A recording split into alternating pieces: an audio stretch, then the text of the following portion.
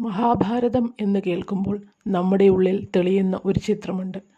തേർത്തട്ടിൽ തളർന്നിരിക്കുന്ന അർജുനന് ഭഗവാൻ ഗീതോപദേശം നൽകുന്ന ഒരു ചിത്രം. എന്നാൽ മഹാഭാരതത്തിലെ ഏറ്റവും സങ്കീർണവും ഏറ്റവും ആരാധിക്കപ്പെടുന്നതുമായ കഥാപാത്രമാണ് കർണൻ. കുന്തിദേവിക്ക് സൂര്യഭഗവാനിൽ നിന്നുണ്ടായ പുത്രനാണ് കർണൻ, പ്രഥമ കൗന്ദേയൻ. വളരെയധികം അവഗണനകളും പരിഹാസങ്ങളും ഏറ്റുവാങ്ങിയാണ് കുന്തിദേവി ഒഴുക്കിവിട്ട ആ കുഞ്ഞു വളർന്നത്. അമ്മ നദിയിൽ ഉപേക്ഷിച്ച ആ കുഞ്ഞിനെ അതിരഥൻ എന്ന തേരാളി വളർത്തുന്നു.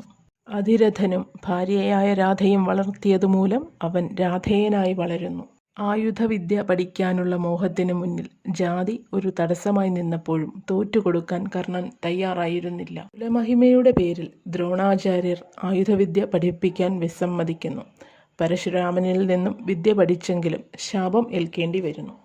ആയുധപരീക്ഷാവേദിയിലും പാണ്ഡവരിൽ നിന്നും കർണന് അപമാനമേൽക്കുന്നു. സൂതപുത്രൻ എന്ന് വിളിച്ച് പാണ്ഡവരെല്ലാം, ആ സഭയിൽ കൂടി നിന്നവരെല്ലാം തന്നെ കർണനെ അപമാനിക്കുന്നു. ലോകം മുഴുവൻ തള്ളിപ്പറഞ്ഞപ്പോഴും ആ കൈപിടിക്കാൻ ഒരാളെത്തി, ദുര്യോധനൻ. ദുര്യോധനൻ അദ്ദേഹത്തിന് അംഗരാജ്യം നൽകി രാജാവാക്കുന്നു. അങ്ങനെ കർണൻ അംഗരാജൻ കർണനാകുന്നു. ലഭിച്ച രാജപദവിയേക്കാൾ കർണന് വലുതായിരുന്നു എല്ലാവരാലും അപമാനിക്കപ്പെട്ടപ്പോൾ ദുര്യോധനൻ എന്ന രാജകുമാരൻ നൽകിയ സ്നേഹം. മരണം വരെ നീണ്ടുനിന്ന ഗാഢമായ സൗഹൃദത്തിൻ്റെ തുടക്കമായിരുന്നു അത്.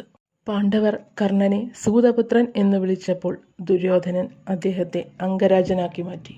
പ്രഥമ കൗന്ദേയനായി രാജകുമാരനായി ജനിച്ചിട്ടും സൂതപുത്രനായി രാധേയനായി വളർന്ന് അംഗരാജനായി ജീവിച്ചവനാണ് കർണൻ.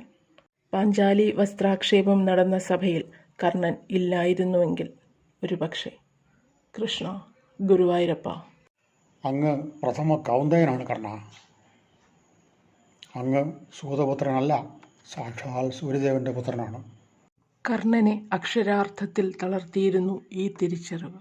പ്രഥമ കൗന്ദേയനായ താൻ സ്വന്തം സഹോദരങ്ങളോടാണ് യുദ്ധം ചെയ്യേണ്ടി വരുന്നതെന്നറിഞ്ഞിട്ടും സുഹൃത്തായ ദുര്യോധനനെ ചതിക്കാൻ തയ്യാറായിരുന്നില്ല കർണൻ.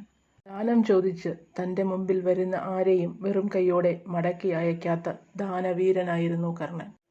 തൻ്റെ അന്ത്യം കുറിക്കാൻ ഇന്ദ്രൻ ബ്രാഹ്മണ വേഷത്തിൽ വന്ന് കവചകുണ്ടലങ്ങൾ യാചിക്കുമ്പോൾ തൻ്റെ ജീവനാണെന്നറിഞ്ഞിട്ടും അത് ദാനം ചെയ്തവനാണ് കർണൻ. തൻ്റെ പ്രാണരക്ഷാ കവചങ്ങൾ അറുത്തു നൽകിയ ദാനവീരൻ.